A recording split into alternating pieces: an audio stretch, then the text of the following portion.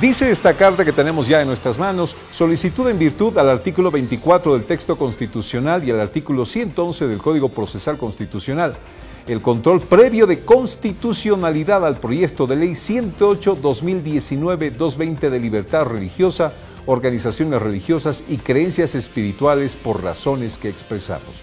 En suma, le piden a la presidenta de la Cámara de Senadores enviar este proyecto de ley que ya ha sido aprobado en diputados al Tribunal Constitucional Plurinacional para que éste vea si no se contradice con la Constitución Política del Estado. Y prueba de esto, bueno, se sabrá si se promulga o no una norma que pretendería ponerle impuestos a las iglesias evangélicas, a lo que se recoge de dinero. Hoy quiero dar la bienvenida al reverendo Freddy Katari. Es presidente él de las Asambleas de Dios de Bolivia y vicepresidente. Reverendo, muchísimas gracias por estar aquí y bienvenido a Fides. Muchísimas gracias, es un privilegio y un saludo cordial a toda la audiencia, y aquí estoy listo para poder responder a las preguntas, reverendo, que sean necesarias. Con mucha estima, ¿qué recogemos de la gente de a pie que no es evangélica, por ejemplo? Claro. O incluso muchos de ellos pueden serlo. La gente dice que las iglesias evangélicas piden diezmos, piden el 10%, piden donaciones y se hacen ricas a través de estas donaciones. Que de repente los pastores comienzan a vivir muy bien de la noche a la mañana, tienen autos, casas, medios de comunicación, etcétera, etcétera, etcétera, con la plata que les dan los fieles. Es decir, esto parece ser más un negocio que una misma vocación de ganar almas para Dios, por ejemplo. Eso es lo que opina la gente. ¿Cómo le explicaría a usted este tema del dinero que se pide en las iglesias evangélicas? Bien, hay que analizar la realidad de las iglesias evangélicas en el país. Unas están legalmente afiliadas o inscritas en la Cancillería, tienen una personería jurídica, pero hay un grupo que no. Entre las que están legalmente establecidas, hay algunas que tienen medios de comunicación, y también entre las que no están legalmente establecidas. ¿Cómo obtuvieron su licencia? Habría que ver, las autoridades tendrían que emitir su criterio al respecto. Y efectivamente, entre las que están afiliadas o están inscritas en la Cancillería, ya hay algunas que están dando esa imagen falsa de toda la iglesia evangélica, porque de tanto en tanto emiten programas pidiendo dinero a través de pactos con Dios, a cambio de milagros, favores de Dios. Entonces, eso está reñido con la Escritura, porque la Biblia claramente dice que Cristo ya pagó el precio de los milagros, las sanidades del ser humano a través de su sacrificio. Número 2, también vamos a encontrar este fenómeno en los medios de comunicación de esas congregaciones independientes, que efectivamente en su programación también el énfasis es pedir dinero. Entonces, esa es una de las razones por qué la comunidad se expresa de esa manera. Pero habemos congregaciones que nos sujetamos a la norma, a la Constitución y a las leyes establecidas, que tenemos mecanismos de control. Trabajo en la Iglesia Centro Evangelístico de las Asambleas de Dios, y en general en las Asambleas de Dios seguimos esa norma también, de que hayan controles internos, porque no es el pastor el que maneja, hay un contador, hay un tesorero, se realizan informes mensuales a un cuerpo directivo. Por otro lado, la asamblea, el conjunto de los creyentes, de los feligreses, recibe también un informe, ya sea semestral o anual, y este informe tiene que ser aprobado por ellos. La pregunta es si en estas organizaciones a las que estoy mencionando hacen lo mismo. Y por otro lado, también esta es labor de la Cancillería. La Cancillería debería estar recibiendo los informes y asegurándose de que todas las iglesias evangélicas están inscritas legalmente. Confirmamos con usted que hay algunas iglesias evangélicas que han convertido la fe en negocio. Así es, porque la evidencia está en los medios de comunicación a través de lo que hacen algunas de las iglesias evangélicas. ¿Ustedes también piden diezmos? Por supuesto, pero el concepto que nosotros manejamos es que como parte de nuestra adoración, le expresamos esa adoración no solo cantando, hablando con Él, sino también a través de la presentación de nuestros diezmos y ofrendas, que es un reconocimiento de que todo lo que hemos recibido es de Dios y que nosotros estamos interesados en que su obra, la iglesia, marche para adelante. En un informe, por ejemplo, de una iglesia legalmente establecida, pero además que cumpla con esta regla de dar, digamos, a sus feligreses un informe de qué se gasta, ¿qué ítems podemos ver? ¿En qué se gasta este dinero, por ejemplo? Bien, dentro del presupuesto tendría que estar los gastos básicos: luz, agua, teléfono, internet, limpieza y aseo, además del pago, o mejor dicho, la retribución por el trabajo del pastor, por ejemplo, y el cuerpo de pastores. Una buena parte se debería invertir, se invierte también en lo que es la evangelización, la difusión del evangelio, la compra de materiales, la educación de los feligreses, el establecimiento de nuevos puntos de predicación, el envío de misioneros al exterior y a otros sitios del mismo país, y un porcentaje para el ahorro, además de la inversión también en infraestructura y otras necesidades que se tenga en la comunidad. Muy bien, muy bien. Este proyecto de ley de libertad religiosa, organizaciones religiosas y creencias espirituales, ¿qué establece? ¿Qué conclusión llegan ustedes? Cuéntele a la gente cómo lo están leyendo. Pues este proyecto tiene varios puntos observables, y en el caso de las Asambleas de Dios ha presentado esas observaciones a ANDEP, y la última es una carta que tiene 17 puntos de observación. Y la respuesta que hemos recibido no es satisfactoria, sigue siendo no satisfactoria para nosotros, y es por eso que hemos enviado esta carta, que está dentro del marco jurídico, lo establece la Constitución. Debemos asegurarnos de que el proyecto de ley no viola la Constitución, no se sale del marco legal establecido en el país. Reverendo Freddy Cattari, unos minutos, usted lo conoce, estamos ya con el diputado Víctor Bordes, el presidente de la Cámara de Diputados actual, que nos está visitando en Fides. Un gusto. Un placer. Presidente del Reverendo Freddy Cattari de Asambleas de Dios Bolivia. Bienvenido a Fides, un gusto tenerlo acá. Bienvenido. Qué nochecita que ha tenido. Enseguida charlamos de eso a propósito. Estamos hoy hablando de este proyecto de ley de libertad religiosa, diputado, proyecto de ley que ya ha sido aprobado en diputados. Una de las cosas que me gustó de la presidenta del Senado ayer es que dijo, no son claros, dijo cuando presentan esta carta, es decir, cuáles son sus observaciones concretas acerca de este proyecto de ley. ¿Podría usted decirme cuáles son esas observaciones en relación a la Constitución y a otros artículos que ustedes ven? Por supuesto, la carta es clara a nuestro entender, porque, por ejemplo, estamos diciendo, como primera objeción a dicho proyecto de ley, hemos observado que se estaría vulnerando el denominado principio de reserva de ley, toda vez que este principio es el conjunto de materias que de manera exclusiva la Constitución entrega al ámbito de potestades del legislador. ¿Qué quiere decirnos? Porque ahí está en difícil escrito. Claro. ¿no? Pero si lo tuviera que interpretar para la gente, ¿qué se está contraviniendo? ¿Qué se estaría contraviniendo? Por ejemplo, el legislador no estaría habilitado según la Constitución, al menos no hay un texto que rece en ese sentido, de que tenga que establecer leyes para regular, por ejemplo, a las iglesias.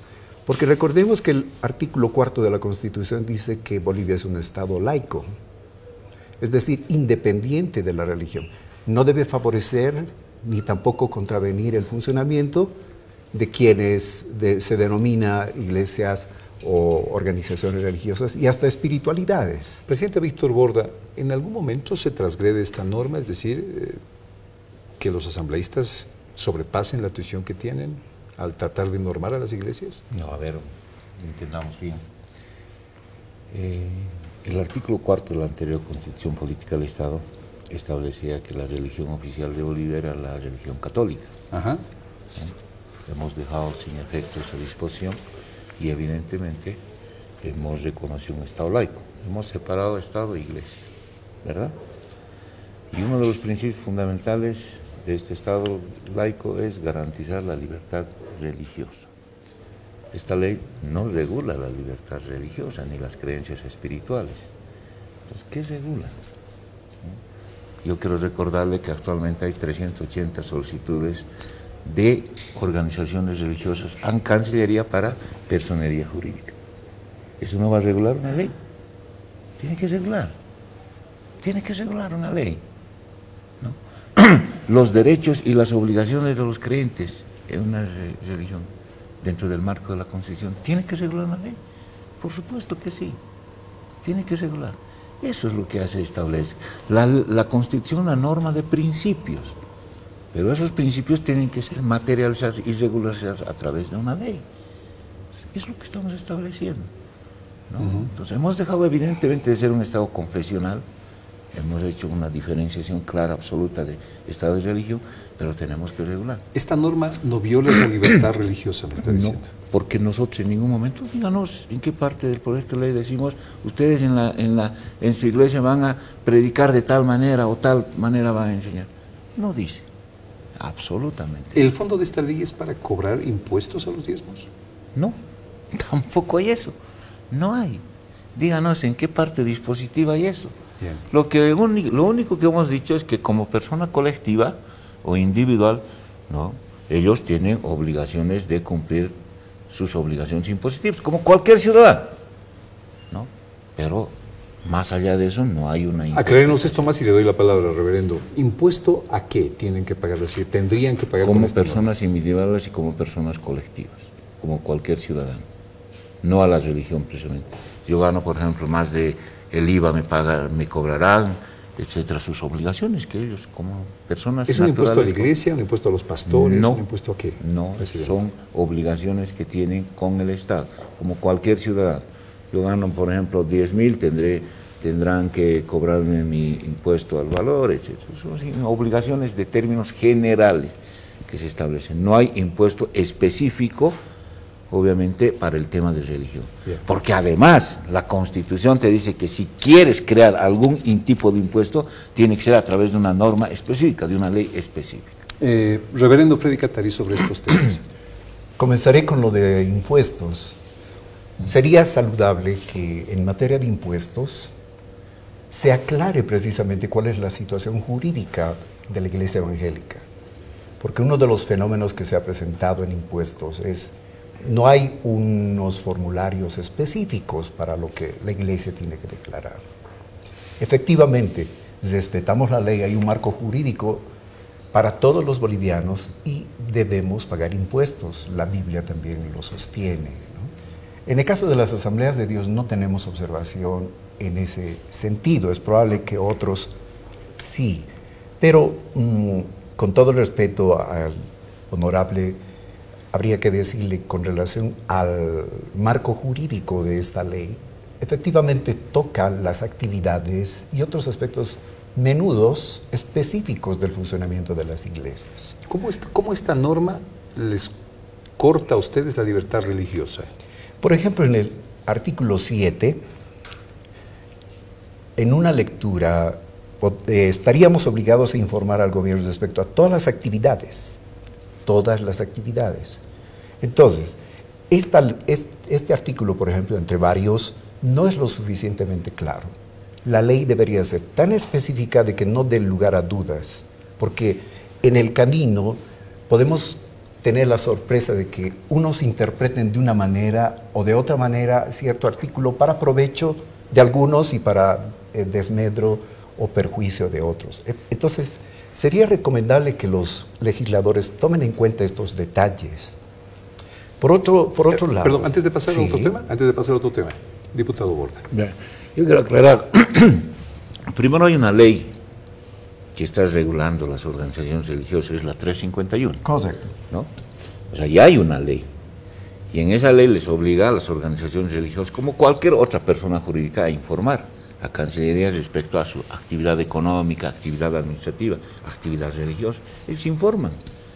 ¿No? O sea, no es novedad, como cualquier persona jurídica. Y lo que nosotros hemos hecho es materializar eso. Simplemente. Ahora, ¿cuál es la diferencia? En la ley 351, ellos no están reconocidos ni siquiera como organizaciones religiosas, sino están entremezcladas con organizaciones comerciales, organizaciones fundacionales, etc. En cambio, esta ley es específica Más bien es un avance, un logro para las organizaciones religiosas, porque le están reconociendo específicamente como organizaciones religiosas y están estableciendo un trámite específico. Hay 350 solicitudes de reconocimiento de personería jurídica en este momento. ¿Cuántos les ha reconocido Cancillería? Ni uno, porque el trámite es largo, dilatorio, o les establece requisitos establecidos para organizaciones comerciales. Ahora le estamos diciendo como organizaciones religiosas tienen que cumplir ciertos requisitos para reconocimiento. Presidente, cuando se dice informen de sus actividades, da la impresión de que es, a ver, informe qué están haciendo, cuánto sacan para pagar impuestos. ¿Esto puede ser tomado así? No, son informes de sus actividades de su manejo como cualquier persona jurídica. Tienen que establecer sus informes económicos, sus balances. Obviamente es una persona jurídica que están reconociendo, y eso es lo que lo están haciendo actualmente. Entonces eso es lo que estamos determinando básicamente en la ley. No estamos coartando la libertad de religión, sabemos que es un derecho fundamental, es un derecho inherente a la persona, no está en la ley, no está normando esa disposición. Reverendo. Bien, en relación a la 351, efectivamente, establece que toda congregación tiene que estar inscrita en la Cancillería, hacer el trámite correspondiente. Esa norma ya establece qué es lo que debemos presentar, incluyendo los informes económicos. Ahora, esa ley, esa norma no ha sido anulada, ha sido incorporada más bien a este nuevo proyecto de ley, por una parte. Por otra parte, debemos decir que la norma constitucional establece que en el ejercicio de los derechos nadie será obligado a hacer lo que la Constitución y las leyes no manden, ni a privarse de la que éstas no prohíban. Entonces, hay un sector de los evangélicos que está apoyando esta ley, y las Asambleas de Dios razona, piensa, fundamenta y dice, estamos nosotros mismos poniéndonos una camisa de fuerza sobre nosotros mismos, cuando ni la misma Constitución establece que esto tenga que ser necesariamente así. Por otra parte, a lo que dijo el honorable con relación a que todos estamos en un mismo nivel. No sé si han consultado con las espiritualidades andinas. Estuve yo en el diseño desde el inicio del proyecto de ley que ahora se tiene ya en tratamiento, pero en ese tratamiento estábamos divididos en comisiones y una parte era de las espiritualidades andinas. Y ellos decían, no estamos de acuerdo con lo que el presidente está realizando, ni con lo que el canciller está impulsando, porque nuestra naturaleza es tal que no podemos nosotros estar en el grupo de las religiones. ¿Cómo nos califican a nosotros? Por ejemplo, las religiones incorporan a sus miembros a través de una ceremonia. En cambio, la naturaleza de nuestras espiritualidades es tal que no hay una incorporación. Si a través de una ley van a pedir, por ejemplo, la lista de miembros, así no funcionan las espiritualidades andinas, porque nosotros, los quechuas, aymaras y amazónicos, desde el nacimiento ya estamos dentro de una comunidad. Segundo, no tenemos un credo, dijeron ellos, como las organizaciones religiosas. Y además, en cuanto a la remuneración a nuestros amautas y atiris y otros especialistas en el manejo de estas cosas, no se nos puede regular pidiéndonos impuestos y otras cosas. Por eso utilizo como argumento, porque no sé si los legisladores les han consultado a ellos, porque el tema de la religiosidad, la espiritualidad, el manejo de las cosas espirituales es muy complejo. A ver, veamos, diputado, presidente de la Cámara de Diputados, sobre este tema. O sea, no es un criterio arbitrario de la ley. Revise el artículo 4 de la Constitución Política del Estado. Garantiza la libertad religiosa y creencias espirituales.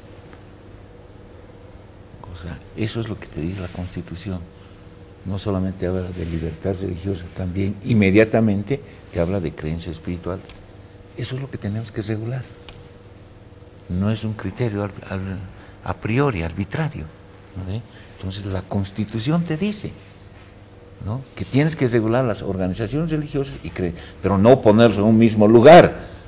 Hay una diferenciación y en la ley está básicamente la diferenciación, que es organización religiosa y que es creencias espirituales.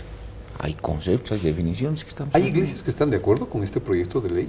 Ahora, el proyecto de ley no nace de la iniciativa del gobierno, nace de la iniciativa de las propias organizaciones religiosas, hace 4 años atrás ya.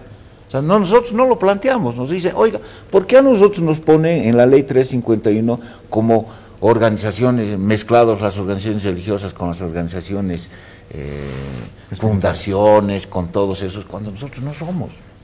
2, dicen, hay gente, hay religiosos que han estudiado 4, 5, 6 años teología, por ejemplo, pero el Estado no les reconoce. O sea, yo voy, por ejemplo, voy a sacar mi certificado, soy licenciado en teología, ¿dónde está su título universitario? Esta ley está permitiendo el reconocimiento de esto a través, obviamente, de un procedimiento y un reglamento. De un procedimiento impositivo. Un procedimiento impositivo. A ver, el fondo del asunto, presidente, ¿cuál es? ¿Por qué deben pagar impuestos las iglesias evangélicas? Las iglesias evangélicas van a pagar impuestos tanto y cuando, obviamente, generen obligaciones a través de personería jurídica.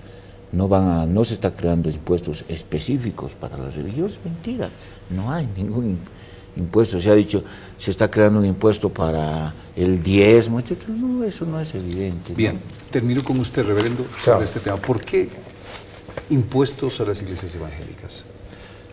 Esa no es una argumentación de las asambleas de Dios. Es verdad que un sector ha argumentado en ese sentido.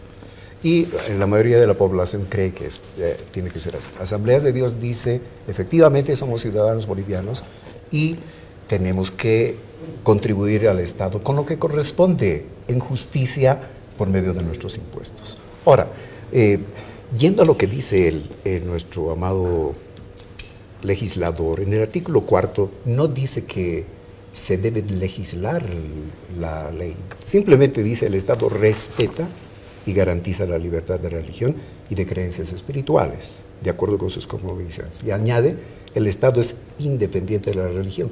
Ese es el concepto de laicidad, es decir, el Estado no debería involucrarse.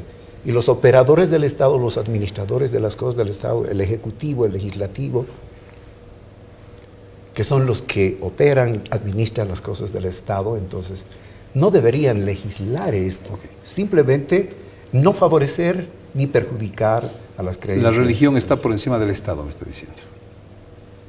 Tiene que ser considerada por el Estado, porque es una realidad.